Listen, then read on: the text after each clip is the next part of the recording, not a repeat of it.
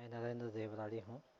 मेरे channel Narendra the story teller पर आपका स्वागत है। मैं आज आपके लिए राहुल सांकृत्यायन की पुस्तक चंद्र सिंह गढ़वाली के पहले अध्याय बाल्य का दूसरा भाग प्रस्तुत कर रहा हूँ। जो दास नहीं थे वह भी अपने मालिकों, सामंतों या राजाओं के सामने बहुत नीच स्थिति रखते थे और उनका जीवन अर्थदास सर्प जैसा ही था। दास के पिता की मृत्यु उनके बचपन में हो गई। उनकी विधवा माँ अपने छोटे बड़े और छोटे लड़के को लेकर पास की पट्टी डाइजोली के गांव पैठानी में चली गई। वहाँ एक ममगाई ब्राह्मण परिवार में सेवा करते जीवन बिताने लगी। जवान होने पर दास डाकिया का काम करने लगे। डाक खाने का डाकिया नहीं, अभी तो उसके श्री गणेश में 100 वर्ष की देरी थी। निजी या राजकीय डाक उस समय भी चलती थी। दास अपनी माँ और भाई को भी पालने लगे। भाई पीछे सलोल गांव में बस गया, पर उसका वंश आगे नहीं चला।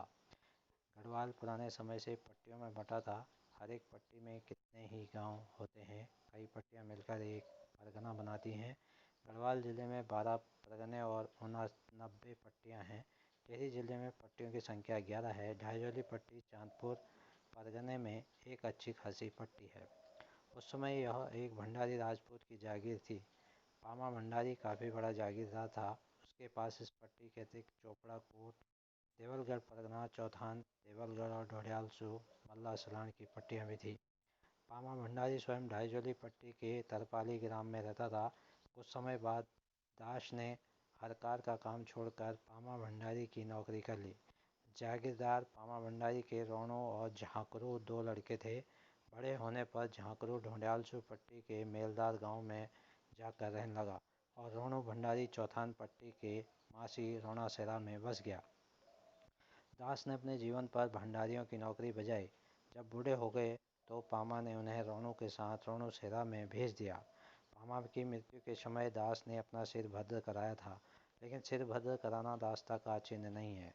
जागीरदार के नीचे काम करने वाले, विशेषकर उनके अर्थदास भी ऐसा किया करते हैं। दास के पुत्र गल्लू ने खेती के साथ साथ तेल पेरने का काम भी शुरू कर दिया। पहाड़ में बहुत सी वह जातियाँ नहीं मिलती जो अपने देश में मिलती हैं।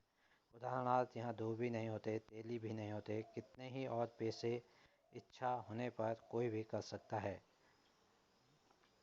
यद्यपि तेल पेरने की वजह से गल्लू और उनकी संतानों को तेली भंडारी कहा जाने लगा, पर इससे मैदान के तेली जाति का अर्थ नहीं लेना चाहिए। तेल पेरने का काम इस परिवार में चंद्र सिंह के दादा कमली के समय तक चलता रहा। भंडारियों के अनुसार होने के कारण इस वंश को भंडारी कहा जाने लगा। राजस्थान में भी सामंतों के लग्गू भग्गू अपने मालिक के कुल का नाम अपने साथ जोड़ते हैं। चंद्र सिंह का परिवार पिछली शताब्दी तक अपने को भंडारियों का अनुचर मानता रहा है। किसी भंडारी के मरने पर उनके परिवार के पुरुष भी भद्र होते हैं। भंडारियों के लिए तेल पेरने कहीं जाने पर सेवक के साथ इन्हें जाना पड़ता है और भंडारी की तरुण बहू के छूने से परहेज करते हैं। जातली सिंह चंद्र सिंह के पिता बिल्कुल निरक्षर थे और वह रोणासेरा गांव के एक प्रतिष्ठित पुरुष थे। वहाँ के पंचों में उनकी गिनती थी। तेली का काम उन्होंने छोड़ दिया था और खेती बाड़ी से जीविका चलाते थे, पर अनपढ़ होते हुए भी सुन सुनकर उनको कितनी ही दवाइयाँ मालूम थी और वैद्य के तौर पर आसपास उनकी पूछ थी। जाति सिंह का ब्याह लगभग 25 साल की उम्र में हुआ था। अपनी माँ के बारे में चंद्र सिंह ने लिखा है, मेरी माँ अनपढ़ होते हुए भी सुशील, उदार एवं अतिथि सत्कार परायण थी। मैं तो यहाँ तक कहता हूँ कि वीरता के अतिरिक्त मेरे अंदर जो भी गुण हैं वह मेरी माता की देन है। जातली सिंह बड़े दृढ़ स्वभाव के थे। वह ऐसे आदमी थे जिनके भीतर कोमलता रहते हुए भी बाहर कठोरता दिख पड़ती है। अनुशासन की अवहेलना पर वह पसंद नहीं करते थे, यह हम देखेंगे। बचपन में चंद्र सिंह बहुत नटखट और चंचल थे। उनके पितामह कमली गांव से कुछ हटकर एकांत स्थान में जाकर बस गए थे, क्योंकि गांव में रहने की जगह अपने खेतों के पास रहना उन्हें अधिक पसंद था। पास में जंगल था, जिससे गायों भैंसों के लिए भी बड़ा सुविधा था। निर्जन स्थान में पैदा हुए बालक को साथ खेलने के लिए लड़के कहाँ से मिलते, लेकिन बालक की तो खेल चाहिए था। चंद्र अकेले खेला करता था। उसके मनोविनोद का एक रुपया भी था कि उधर से आते जाते आदमी पर वह पत्थर फेंकता। लोग इससे बहुत परेशान थे और उससे बुरा भला कहते। चंद्र सिंह को बड़ी प्रसन्नता हुई जब कुछ दिनों बाद पिता जातली सिंह अपने बाप के निर्जन स्थान निवास से असंतुष्ट हो गांव में चले आए। गांव वहां से बहुत 500 गज से अधिक दूर नहीं था। चंद्र सिंह बहुत स्वस्थ बालक था। अपनी उम्र के लड़के लड़कियों के साथ वह सबसे ताकत वाला भी था। वह किसी से पिटने पिटाने के लिए तैयार हो जाता और अपनी उम्र के आसपास वालों को तो पटक कर खूब मारता। लोगों ने इस लड़के को भड़ यानी कि भट्टवीर का नाम दे दिया था। चंद्र सिंह के आगे के जीवन में बिल्कुल यथार्थ सिद्ध हुआ। गांव में चंद्र सिंह की उम्र के छोटे बड़े 12 से अधिक लड़के लड़कियां थे। इससे कहने की आवश्यकता नहीं कि गांव के भड़ के सामने सिर झुकाने की स्थिति उनसे लिए कोई चारा नहीं था। यद्यपि वह सबसे साथ खेलता था, लेकिन उसके सबसे घनिष्ठ दोस्त थे एक लड़का और एक लड़की। लड़की से विशेष दोस्ती थी। लड़के तरह तरह के खेल किया करते थे। वह बड़ों को जो करता देखते उसकी नकल उतारना उन्हें सबसे प्रिय था। यह भी अपनी बारात निकालते गाते नाचते। ऐसी एक बारात में चंद्र सिंह और एक लड़की कलूली की शादी भी हो गई। घर वाले ऐसी शादी को कब मान सकते थे, पर खेल के दूल्हा दुल्हन को एक दूसरे के घरों में जाने पर भोजन कराते। दोनों की माताओं को यह जोड़ी अच्छी लगती थी, इसलिए वह बड़े प्यार के साथ उन्हें एक साथ खाना खिलाती। गुड़ खाजे, चिटुनियल, कोनियल जैसे अपने यहाँ के सुंदर व्यंजन उन्हें प्राप्त होते। एक दिन लड़की के घर में धान रोपने के समय का भोज सेरा सवाई था। धान रोपने का काम बड़ी जल्दी करना पड़ता है। जैसे ही खेत में पानी भरता है, तुरंत तैयार पौधों को रोप देना पड़ता है। इसके लिए किसान एक दूसरे की सहायता करते हैं। उस दिन कलूली के पिता के यहाँ 20 से 25 आदमी धान रोपने के लिए आए थे, जिनको अच्छा भोजन देना किसान अपना कर्तव्य समझते हैं। एक बड़े हांडे में भात पका कर रखा गया था। दाल सब्जी भी तैयार थी। सब चीज़ें तैयार करके घर वाले किवाड़ में सांकल लगाकर निश्चिंत थे। लोग रोपनी करके आएंगे और खूब प्रसन्न होकर दाल भात साग चटनी का स्वाद लेंगे। उन्हें क्या मालूम था कि हाँ, भाड़ मौजूद है। भर ने भांप लिया। उसने अपने लड़के और लड़कियों की पलटन जमा की, किवाड़ का सांकल खोला, फिर सारी पलटन भीतर घुस गई। एक बर्तन में दाल भात साग सब रख लिया और सभी वहाँ बैठकर बड़े आनंद से खाने लगे। जानते थे कि रूप निहार इतनी जल्दी आने वाले नहीं है। अगर उसी समय वह आ गए होते तो इसमें शक नहीं कि भड़ और उसकी पलटन को भोज की कुछ दक्षिणा भी मिली होती। रोक कर लोग घर आए। सांकल उसी तरह लगी थी। दरवाज़ा खोलकर भीतर झांका तो वहाँ बर्तन में अब भी कुछ चीज़ें बची हुई थी और इधर उधर कन्हैया जी के बाल गोपालों की जूठन पड़ी हुई थी। सारा भोजन जूठा हो गया था। लोगों के पेटों में चूहे कूद रहे थे। उनका दिमाग गर्म होना ही चाहिए था, परंतु जब मालूम हुआ कि भड़ की बारात का यह भोजन था तो सब लोग हंसने लगे। फिर से दाल भात और तरकारी तैयार की गई और घंटे 2 घंटे बाद उन्होंने भोजन किया। भड़ और उसकी पलटन की अपनी सफलता पर बड़ी प्रसन्नता होनी चाहिए थी, खासकर जबकि वे यह सब करके निर्लेप बच गए। पहाड़ के बच्चों के जितने भी खेल थे, भड़ बड़ी प्रसन्नता से उनको खेलता था। घिनगोड़ी का खेल उसे बड़ा पसंद था। ढलान में फिसलते हुए पानी में कूदने में आनंद आता था। आपस में एक दूसरे के ऊपर गोबर फेंकना उनके लिए केवल होली के लिए नहीं था। गालियाँ भी वह खूब देते और रोते भी उसी तरह। सभी बातों में सभी खेलों में भड़ अपने नाम को यथार्थ करते मीर रहता। 20वीं शताब्दी के आरंभ होने से 9 वर्ष पहले भड़ का जन्म हुआ था। अब वह 20वीं सदी में पैर रख चुका था। उस समय अंग्रेजी सरकार ने नाम करने के ही लिए शिक्षा की ओर ध्यान दिया था, पर गढ़वाल अपनी पुरानी प्रथा के कारण इसमें अधिक सौभाग्यशाली था। वह उस समय के युक्त प्रदेश यानी कि उत्तर प्रदेश के जिलों में शिक्षा में सबसे बड़े हुए जिलों में से था। स्कूल कम थे, पर साक्षरों की संख्या काफ़ी थी। प्रत्येक पिता या बड़ा भाई अध्यापक का काम करता था। सवेरे शाम को थोड़ी देर के लिए अपने पोते या छोटे भाई को बैठाकर कुछ पढ़ाता था। चंद्र इस बात में भाग्यवान न था, क्योंकि इसके पिता जातली सिंह वैद्य होते भी काले अक्षर को भैंस बराबर समझते थे। यदि साक्षर भी होते तब भी लड़कों को पढ़ाने की फुर्सत उनको मुश्किल से ही मिलती। घर के काम के अतिरिक्त उन्हें रोगियों को देखने के लिए अक्सर बाहर जाते रहना पड़ता था। पिता अपने बेटे की शिक्षा के लिए बिल्कुल चिंता नहीं करते थे, लेकिन लड़के में और खेलों की तरह पढ़ाई के खेल का भी विशेष आकर्षण था। गांव के सबसे बड़े जमींदार जवाहर सिंह थे और रोज प्रातः सायं अपने लड़कों को पढ़ाया करते थे। चंद्र सिंह ने यह नियम बना लिया कि पढ़ाते समय वहां जाकर सुनता देखता रहे। जवाहर सिंह के लड़के कमेड़ा से पटरी पर जो कुछ लिखते उसको चंद्र बैठा बैठा देखता और स्मृति तेज होने के कारण जल्दी याद कर लेता।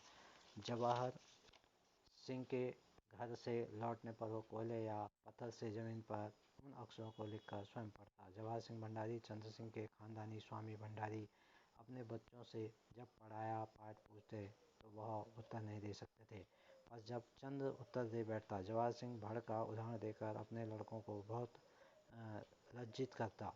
एक दिन जायतली सिंह किसी कार्यवश जवाहर सिंह के घर पर गए। वह अपने बच्चों को पढ़ा रहे थे और चंद्र वहाँ बैठा बैठा सुन रहा था। जवाहर सिंह ने होनहार बच्चे का ख्याल करके उसके पिता से कहा, देखो जातली सिंह, तुम्हारा लड़का बड़ा होशियार है, तुम्हें इसे पढ़ने के लिए भेज दो। जातली सिंह ने इस पर कहा, आप ही इसे पढ़ा दीजिए। जवाहर सिंह बड़े उदार विचारों के थे, उनमें ईर्ष्या द्वेष बिल्कुल नहीं था। छोटे बच्चों से वह बड़े प्रेम के साथ बात करते। सोमवार का दिन था। इसी दिन चंद्र सिंह पैदा हुआ था। जवाहर सिंह ने अपने लड़के की कलम और पटरी लेकर चंद्र सिंह के हाथ में दे दी और उसे अ आ पढ़ाना शुरू किया। उस समय चंद्र की आयु 10-12 साल की रही होगी। तब से 1 साल तक, जब तक कि जवाहर सिंह जीवित रहे, चंद्र को उनके शिष्य बनने का सौभाग्य प्राप्त हुआ।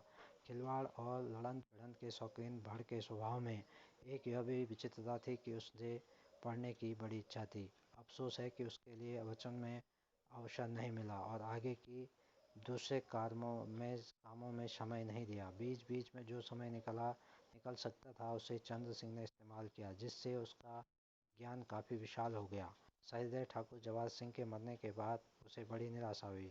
अब पढ़ने का रास्ता बंद हो गया। उसी समय उसे पता लगा कि घमतप्पा में मूसा पादरी लड़कों को पढ़ाया करता है। घमतप्पा ईसाइयों का गांव था। 1814 ईस्वी में कुमाऊं के शासक जब अंग्रेज हुए तो उस ठंडे ठंडे पहाड़ों को देखकर एक और उनका ख्याल यहाँ गोरा उपनिवेश बनाने का हुआ, जिसकी थोड़ी बहुत कोशिश उन्होंने 1857 ईस्वी की स्वतंत्रता युद्ध के समय तक की। वह चाहते थे यहाँ अपने स्वतंत्र व्यवसाय पर जीविका करने वाले अंग्रेज उसी तरह बस जाएं जैसे दक्षिण अफ्रीका में, जैसे न्यूजीलैंड में। इसी स्वतंत्र जीविका को कायम करने के लिए उन्होंने इन पहाड़ों में चाय के बगीचे, सेब और दूसरे फलों के उद्यान लगवाए और नैनीताल के पास कालाढूंगी में लाखों रुपए की पूंजी से लोहे का कारखाना खोला। 1857 ईस्वी में उनकी यह लालसा सदा के लिए विदा हो गई, जबकि उन्होंने देखा कि हमारे लोग खतरे से खाली गोरा उपनिवेश बसाने की यहाँ संभावना नहीं है। दूसरी आकांक्षा कुमाऊं के अंग्रेज शासकों की यह थी कि काफिर हिंदुओं को ईसा का भक्त बनाया जाए। इसके लिए उन्होंने ईसाई धर्म के प्रचार के वास्ते हर तरह का प्रोत्साहन और सहायता दी। कई शताब्दियों तक कुमाऊं के बेताज राजा रामजी रैमजे साहब ने ईसाइयत के प्रचार के लिए विशेष ध्यान दिया था। इसी का परिणाम था जो घमतप्पा जैसे यहाँ कुछ ईसाइयों के गांव भी आज मौजूद हुए थे। घमतप्पा के पादरी मूसा के पास आसपास के लड़के पढ़ने जाया करते थे। जवाहर सिंह ने भी अपने लड़कों को पीछे उसी के पास पढ़ने के लिए भेज दिया था। चंद्र ने अपने बाप से बड़ी प्रार्थना की, लेकिन जातली सिंह तो मानते थे। ओ ना मासी हम बाप पढ़े ना हम, वह अब इजाज़त देने लगे। लेकिन चंद्र इतने से हिम्मत हारने वाला नहीं था। एक दिन बाप की नाराज़गी की कुछ भी परवाह न करके वह मूसा के स्कूल में जा पहुंचा।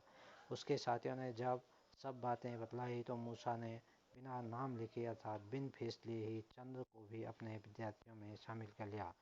दिन तो चंद्र का स्कूल में कटा। शाम को सब लड़के अपने अपने घर लौटे, लेकिन चंद्र को जातली सिंह की लाल लाल आँखें याद आने लगी और वह घर जाने की जगह पास के एक गांव में रह गया। रात को माता पिता ने बहुत खोज की पर उसका पता नहीं लगा। अगले दिन सवेरे लड़कों को स्कूल की ओर जाते देख वह पीछे पीछे हो गया। गढ़वाल में बड़ी जाति वालों में भी कच्ची पक्की की छुआछूत की मर्यादा देश से कुछ भिन्न है। तिब्बत के लोगों के साथ लड़ाई में महिमत शाह 1615 ईस्वी में यह व्यवस्था दे दी थी कि रोटी को शुद्ध ही शुद्ध माना जाए और उसे बिना कपड़ा उतरे तीनों वर्णों के हाथ से खाया जाए। इस राज व्यवस्था का लाभ गढ़वासियों ने तब से बराबर उठाया। मूसा के स्कूल में पढ़ने वाले विद्यार्थी दोपहर को खाने के लिए कच्चे कपड़ों में बांधकर रोटी लाते थे। वह रास्ते के एक पेड़ पर उसे टांग कर स्कूल में चले जाते और छुट्टी के समय उतार कर खा लेते। भर ने कल दिन भर नहीं खाना खाया था। रात को उसे भूखे ही सो जाना पड़ा था। रोटियों को पेड़ पर टंगी देखकर उसकी भूख आपे से बाहर हो गई। तड़के वहाँ से जैसे ही आँखों से ओझल हुए भर पेड़ पर चढ़ गया और रोटियां निकाल कर भूख शांत करके वह भी स्कूल चला गया। रोटियों की तलाश अभी दोपहर की होती, लेकिन जैसे ही भर स्कूल में पहुंचा उसके पिता वहां पहुंच गए। गांव के ठाकुर के लड़के पढ़ने आया भी ही करते थे, उनसे उन्हें मालूम हो गया था। गुस्सा आने पर जाखले सिंह का हाथ भी खूब चलता था। भट डर के मारे मास्टर के पास दुबक कर बैठ गया। जब जादली सिंह मास्टर के पास से घसीट कर लड़के को मार कैसे सकते थे। मास्टर लड़के की तीव्र बुद्धि के बारे में जान चुके थे। उन्होंने जादली सिंह से कहा, तुम्हारा लड़का बड़ा होशियार है, इसे मेरे पास पढ़ने दो। इससे समझाने बुझाने का यह असर हुआ कि जादली सिंह मान गए। चंद्र चौथे दर्जे में पढ़ने लगा। भर कुछ महीने तक ही मूसा मास्टर के पास पढ़ सका। गए रोणासेरा गांव में भी एक ब्राह्मण लड़कों को पढ़ाया करता था। उसके पास ब्राह्मण लड़के ही पुष्पहावाचन आदि पुरोहितों की बातें सुबह शाम सीखा करते थे। मूसा मास्टर के यहाँ जाने की जगह चंद्र ने अब गांव के पंडित के पास बैठना शुरू किया और लड़कों की तरह बाल बोध आदि अनावश्यक पुस्तकें रटता रहा। जादली सिंह को अपने लड़के का पढ़ाई में लगना बिल्कुल बेकार मालूम होता था। पढ़ के उसे क्या लेना है, घर की गाय भैंस कौन चराने जाएगा। आखिर मजबूर होकर भड़ को गाय भैंस के पीछे पड़ना पड़ा। अब भी उसकी लालसा भरी नहीं। गाय भैंसों को चरने के लिए छोड़कर वह जहाँ और खेल खेलता, तहाँ कोयले से मिट्टी या पत्थर पर पड़ी हुई बातों को लिखता रहता। उसकी पढ़ाई आगे तो नहीं बढ़ी, पर इसके कारण वह पढ़ी हुई बातों को भूल भी नहीं सका। यदि आप मेरे चैनल पर नए हैं तो सब्सक्राइब के बटन को दबाइए और बेल आइकॉन के बटन को दबाइए, ऑल पर कीजिए। धन्यवाद।